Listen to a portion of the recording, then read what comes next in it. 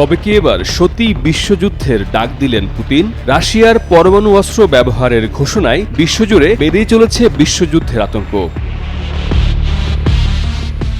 রাশিয়ার president Vladimir Putin বলেছেন, Ukraine সংঘাত এখন একটি আঞ্চলিক যুদ্ধ থেকে বৈশ্বিক সংঘাতে পরিণত হওয়ার পথে রয়েছে। যুক্তরাষ্ট্র ও যুক্তরাজ্য ইউক্রেনকে রাশিয়ার বিরুদ্ধে তাদের অস্ত্র ব্যবহারের অনুমতি দেওয়ার পর এই পরিস্থিতি তৈরি হয়েছে। 21 নভেম্বর পুতিন পশ্চিমাদের হুঁশিয়ারি দিয়ে বলেছেন, রাশিয়া পাল্টা আঘাত করতে প্রস্তুত। ব্রিটিশ বার্তা সংস্থা রয়টার্স জানিয়েছে এই খবর।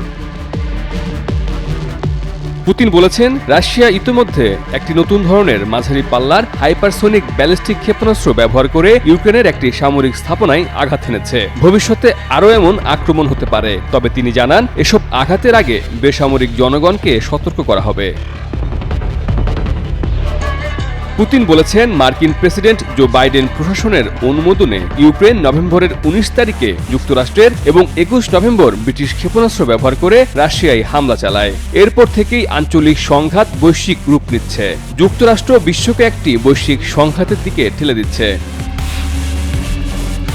পুতিন হুঁশিয়ারি দিয়ে বলেন, যদি আগ্রাসী কার্যক্রম বৃদ্ধি পায়, আমরা সমানভাবে প্রতিক্রিয়া জানাবো। পুতিন বলেন, যেসব দেশ তাদের অস্ত্র আমাদের সামরিক স্থাপনায় ব্যবহারের অনুমতি দিচ্ছে, তাদের সামরিক স্থাপনাগুলোতে আঘাত করার অধিকার রাশিয়ার রয়েছে। কেউ যদি এটি নিয়ে সন্দেহ করে, তবে তারা ভুল করছে। এর প্রতিক্রিয়া অবশ্যই হবে।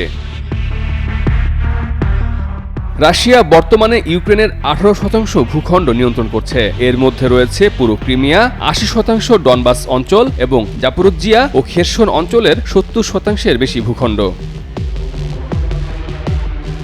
পুতিন যুক্তরাষ্ট্রের 2019 সালের ইন্টারমিডিয়েট রেঞ্জ নিউক্লিয়ার ফোর্সেস চুক্তি থেকে বেরিয়ে যাওয়ায় সমালোচনা করেছেন। তিনি বলেন, মার্কিন পদক্ষেপ একটি বড় ভুল।